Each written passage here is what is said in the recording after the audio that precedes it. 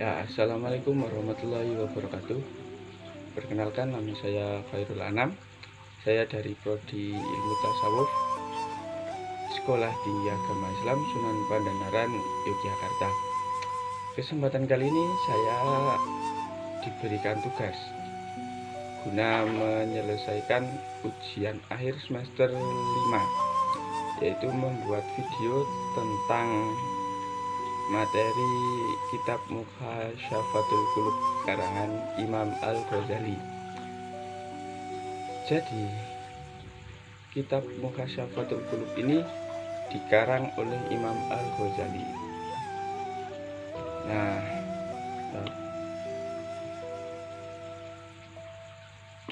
nama Imam Al-Ghazali itu sepertinya sudah layak, sudah tak asing lagi bagi kita sebagian umat Islam.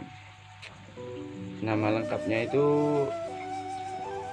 Abu Hamid Ibnu Muhammad Ibnu Ahmad Al-Ghazali, yang dikenal dengan Al-Ghazali. Nah, beliau ini lahir dan kecil itu di Fus, Provinsi Khurasan, Republik Irak pada tahun 450 Hijriah atau 1058 Masehi. Nah, terus nama Al-Ghazali ini berasal dari Ghazal, yang berarti tukang menenun benang, karena pekerjaan ayahnya adalah menenun benang wol. Sedangkan Ghazali juga diambil dari kata Ghazalah, yaitu nama kampung kelahiran Al-Ghazali.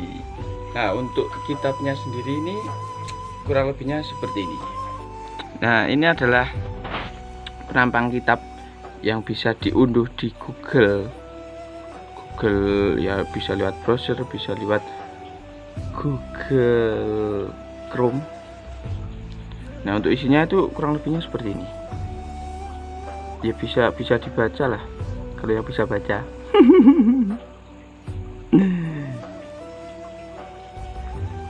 Kurang lebihnya seperti ini. Nah, ini adalah kitab yang gundul seperti tadi, yang berbentuk buku. Terus ini adalah kitab Mukhasyafatul Qulub dalam versi terjemahan Indonesia, bahasa Indonesia. Nah, ini bisa dibeli di Shopee. Maaf, Shopee ini nggak endorse. Terjemahan kitab Mukhasyafatul Qulub, harganya kurang lebih segini. Ya lumayan ya untuk buku. Tapi ini seperti ini tuh nggak mahal, karena menurut saya nggak mahal, karena kitab ini tuh tebel. Atau bisa cover lain tuh seperti ini. Seperti yang saya katakan sebelumnya bahwa kitab ini tuh tebel. Kenapa tebel? Nah, karena kitab ini mengandung 111 fasol atau 111 bab. Ya, itu tuh termasuk banyak ya. Katakanlah jika satu bab itu sekitar 10 halaman, terus ada 111. Nah, itu ya kurang lebihnya segini mungkin ya. Terus kitab ini tuh unik. Kenapa unik? Karena di dalamnya atau di setiap fasolnya itu terdapat cerita cerita untuk menggambarkan tema yang akan disampaikan Imam Al-Ghazali sebagai pengarang kepada pembaca. Contohnya itu cerita tentang cacing tanah dan Nabi Daud.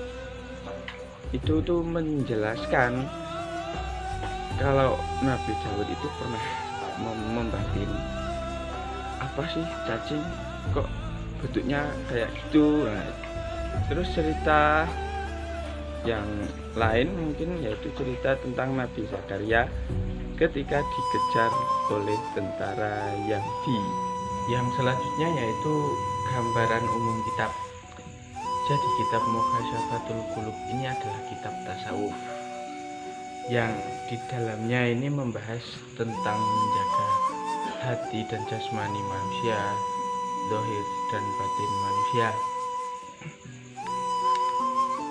Terus ada kata yang bagus menurut saya, yaitu keselamatan jasad berada pada makanan yang sedikit, keselamatan ruh terdapat pada sedikitnya melakukan dosa, dan keselamatan agama terdapat pada sholawat atas baginda Nabi Muhammad Sallallahu Alaihi Wasallam. Itu di dalam kitab ini juga membahas seorang muslim dapat menjaga diri dari hal yang menjauhkan dari Allah Subhanahu wa taala. Oke, sedikit pembahasan tentang yang tadi mengenai cacing tanah dan Nabi Daud alaihissalam. Diceritakan suatu ketika ini Nabi Daud sedang duduk-duduk di majelisnya dan membaca kitab Zabur. Tiba-tiba beliau ini melihat seekor cacing tanah. Ya, cacing tanah. Ya, anggaplah cacing tanah yang ada di sana atau cacing tanah dahulu itu seperti cacing tanah seperti sekarang, cacing tanah yang ada di Jawa yang biasa buat mancing. Anggaplah seperti itu. Terus Nabi Daud ini bergumam dalam hati. Belum sempat berbicara, hanya bergumam di dalam hati beliau. Kurang lebihnya seperti ini. Apa sih yang Allah kehendaki dengan cacing tanah ini? Nah, terus Allah mengkaruniai cacing tanah ini berbicara kepada Nabi Daud, menjawab tentang yang digumamkan Nabi Daud tadi. Ya Nabi Allah, sesungguhnya Allah ini mengilhamkan kepadaku setiap siang dengan membaca Subhanallah walhamdulillah wala ilaha illallah wallahu akbar sebanyak 1000 kali. Dan ketika malam Allah mengilhamkan kepadaku membaca Allahumma sholli ala Muhammadin nabiyil ummiyi wa ala alihi washabihi wasallam sebanyak 1000 kali setiap malam. Lalu bagaimana halnya dengan Anda? Apa yang sudah Anda lakukan wahai Nabi Allah? Mungkin ada yang bisa saya ambil hikmah dari yang Anda kerjakan. Nah, setelah mendengar jawaban dari si cacing, Nabi Daud ini merasa menyesal dengan apa yang beliau gumamkan tadi.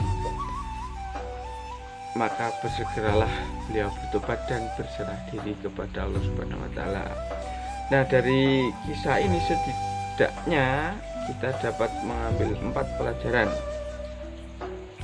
Yang pertama yaitu keberadaan cacing tanah yang sepertinya tidak ada gunanya itu adalah makhluk yang mempunyai kedudukan tinggi di mata Allah, yaitu makhluk sebagai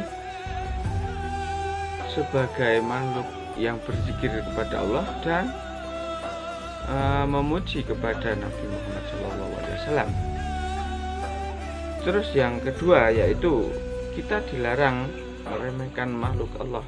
Entah makhluk itu seperti apa ya, pokoknya kita dilarang meremehkan. Bisa jadi makhluk itu lebih terhormat dari kita. Terus yang ketiga, kita tidak diukur dari apa jabatan kita.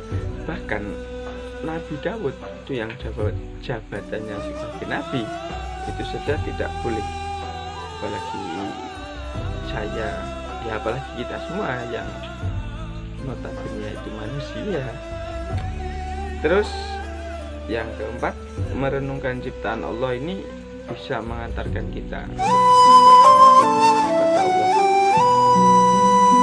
Karena selain ayat-ayat yang di dalam Al-Quran, Allah juga menyebutkan firman-Nya melalui apa yang Dia buat di alam semesta ini. Nah, mungkin cukup sekian yang dapat saya sampaikan. Saya kata mohon maaf,